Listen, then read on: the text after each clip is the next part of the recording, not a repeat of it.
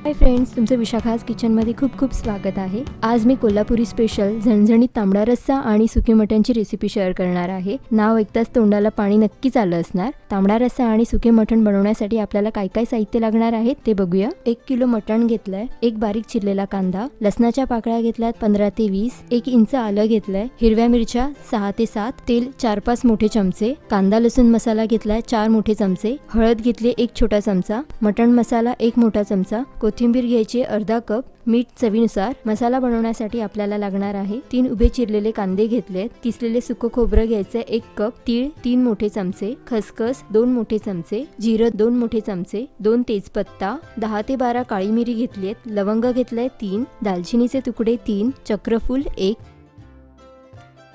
सर्वप्रथम आपण आलं लसूण मिरचीचं वाटण करून घेऊया। त्यासाठी ग्राइंडरमध्ये हिरवी मिरची, लसूण पाकळ्या आणि आलं टाकूया। इथे मी 6 ते 7 लसूण आणि थोडंसं आलं बाजूला काढून ठेवते, आपण ते नंतर वापरूया। मिक्सरचं झाकण लावूया आणि हे जाडसर वाटून घेऊया। इथे मी 1 किलो मटण स्वच्छ पाण्याने धुवून घेतलंय। मटणामध्ये आपण हळद टाकूया आणि जे आपण आलं लसूण मिरचीचं वाटण केलेलं होतं ते आपण सगळं घालणार आहोत। व्यवस्थित मिक्स करायचे आणि बाजूला ठेवूया। हे आता आपण मटण कुकरमध्ये शिजवून घेणार आहोत। त्यासाठी प्रेशर कुकरमध्ये 2 मोठे चमचे तेल टाकूया। तेल गरम झाल्यानंतर एक बारीक चिरलेला कांदा घालणार आहोत। मीडियम फ्लेमवर आपण कांदा छानपैकी परतून घेऊया। कांदा ट्रान्सपरंट होईपर्यंत परतवत राहायचंय। कांदा आता छानपैकी मऊ झालाय। आता आपण त्यात हळद आणि वाटण लावलेलं मटणचे पीसेस घालणार आहोत।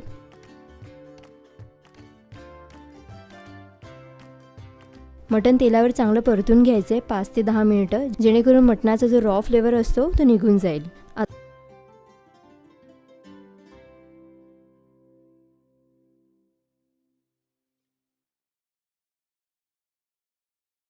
आता आपण याच्यावर कुकरचं झाकण ठेवणार आहोत विदाऊट प्रेशर। 5 ते 10 मिनिटं मंद आचेवर ठेवायचं आहे। तोपर्यंत आपण दुसऱ्या फ्लेमवर 2 कप एवढं पाणी उकळवत ठेवणार आहोत। आता 10 मिनिटे झालेली आहेत। आता आपण झाकण काढूया।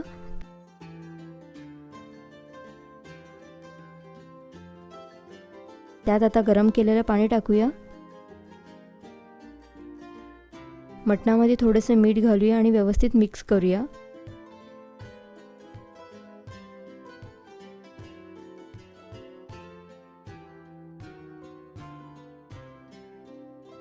आता आपण कुकरचं झाकण घट्टपणे लावून घेऊया आणि मटण पूर्णपणे शिजवत ठेवायचं आहे। मटण शिजायला वेळ लागतो। मटणाला आपण 30 मिनिटे मीडियम फ्लेमवर शिजवत ठेवायचं आहे। 6 ते 7 कुकरच्या शिट्या होऊ देऊयात। जोपर्यंत मटण शिजत नाहीये तोपर्यंत मटण शिजवत ठेवायचं आहे।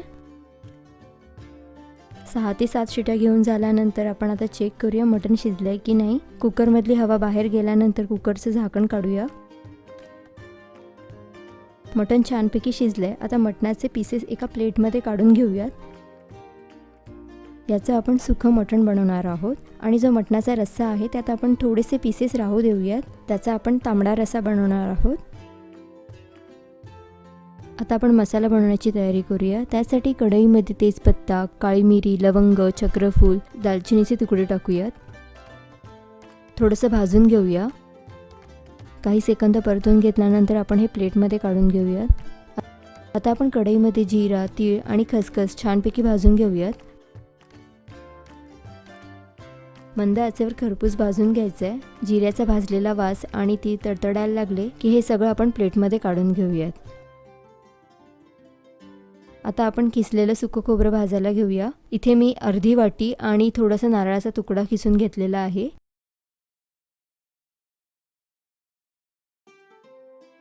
खोबरं छानपैकी भाजून झाल्यानंतर आपण हे प्लेटमध्ये काढून घेऊयात। आता आपण कांदा भाजून घेऊयात। त्यासाठी 1 छोटा चमचा तेल टाकूयात। त्यात उरलेले लसूण आणि आलं टाकणार आहोत।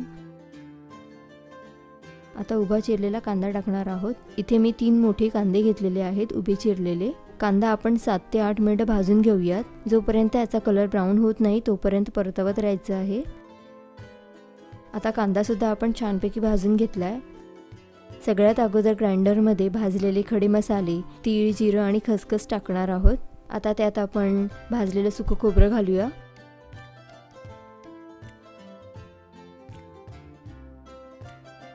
झाकण लावूया आणि हे चांगलं वाटून घेऊया। आता यात कोथिंबीर टाकूया आणि पुन्हा वाटून घेऊया। यात आपण थोडंसं पाणी घालायचं आहे जेणेकरून याची स्मूथ पेस्ट होईल। बघा आता आपला हा मसाला वाटून झाला आहे। आता याला आपण बाजूला काढूया। आता ग्राइंडरमध्ये भाजलेला कांदा आणि लसूण आलं टाकणार आहोत। यात थोडंसं पाणी घालूया आणि चांगलं वाटून घेऊया। अशा प्रकारे आपला मसाला आणि कांद्याची पेस्ट बनवून झाली आहे। आता आपण झणझणीत कोल्हापुरी तांबडा रस्सा बनवायला घेऊया। त्यासाठी कढईमध्ये 2 मोठे चमचे तेल गरम करण्यासाठी ठेवूया। तेल गरम झाल्यानंतर त्यात आपण 2 मोठे चमचे कांदा लसूण मसाला घालणार आहोत। मसाल्याला आपण 15 सेकंद छानपैकी परतवून घ्यायचं आहे, यामुळे तेलावर छानपैकी तवंग येईल। आता याच्यात आपण 2 मोठे चमचे कांद्याची पेस्ट घालणार आहोत आणि जो आपण मसाला तयार केला होता त्यात आपण 2 चमचे घालणार आहोत। कांद्याची पेस्ट आणि मसाला चांगला तेलावरती परतवून घ्यायचा आहे। जोपर्यंत यातून तेल सुटत नाही तोपर्यंत आपण परतवत राहायचं आहे। 4-5 मिनिटे परतवून घेतल्यानंतर यात आपण मटणाचा रस्सा जो बाजूला काढून ठेवला होता तो घालणार आहोत।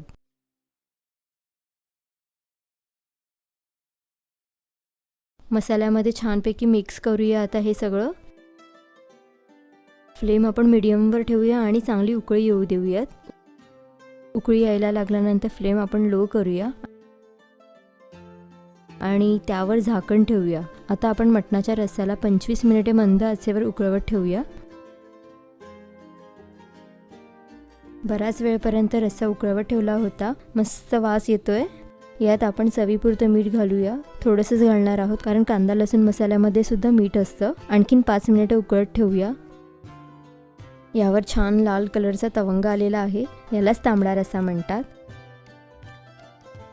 आता आपला तांबडा रस्सा बनवून झालाय, पण फ्लेम बंद करूया आणि थोडा वेळ मुरत ठेवूया।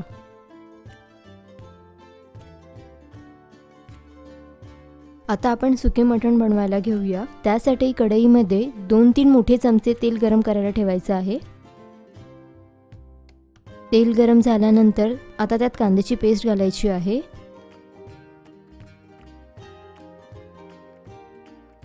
तेलावरती चांगली कांद्याची पेस्ट परतवून घेऊया। आता आपण बाकीचा जो मसाला उरलेला होता तो सगळा घालणार आहोत।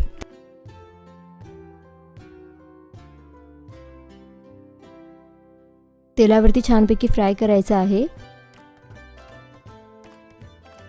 आणि थोडीशी हळद टाकूया। आता यात मटण मसाला घालतेय मी। आता यात आपण 2-3 मोठे चमचे कांदा लसूण मसाला घालणार आहोत।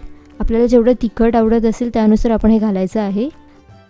सगळ्या मसाल्यांना आपण 5 मिनिटं फ्राय करायचं आहे। आता यातून तेल सुटायला लागलंय। आता या मसाल्यांमध्ये आपण शिजलेले मटण टाकणार आहोत।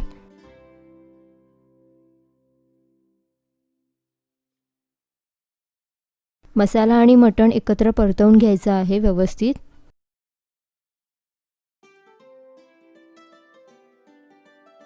प्लेटमध्ये जो उरलेला मसाला होता त्यात थोडंसं पाणी टाकून आता आपण हे याच्यात टाकूयात।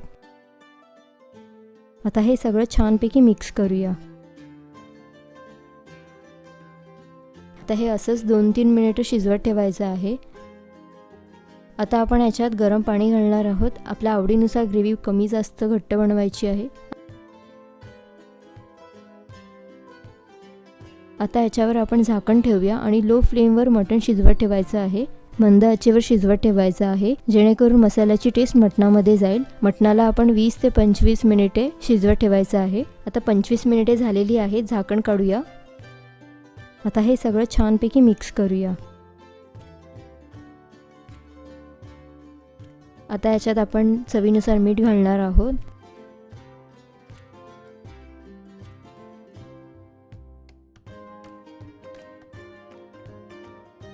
आता हे व्यवस्थित मिक्स करूया।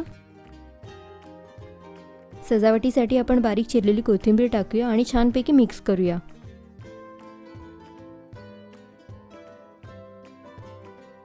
आता आपलं सुकं मटण तयार झालंय। आपण फ्लेम बंद करतोय आता। आता आपला तांबडा रस्सा सुद्धा झालेला आहे आणि सुकं मटण सुद्धा। आता आपण हे थोडं मुरत ठेवूया जेणेकरून त्याची चव आणखीन छान लागेल। असा हा झणझणीत तांबडा रस्सा आणि सुके मटणासोबत भाकरी किंवा चपाती भाताबरोबर सर्व करूया। तांबडा रस्सा and suke mutton is ready to eat. I hope you like my videos. For more yummy and delicious recipes, subscribe to my Vishakha's Kitchen channel. Thank you.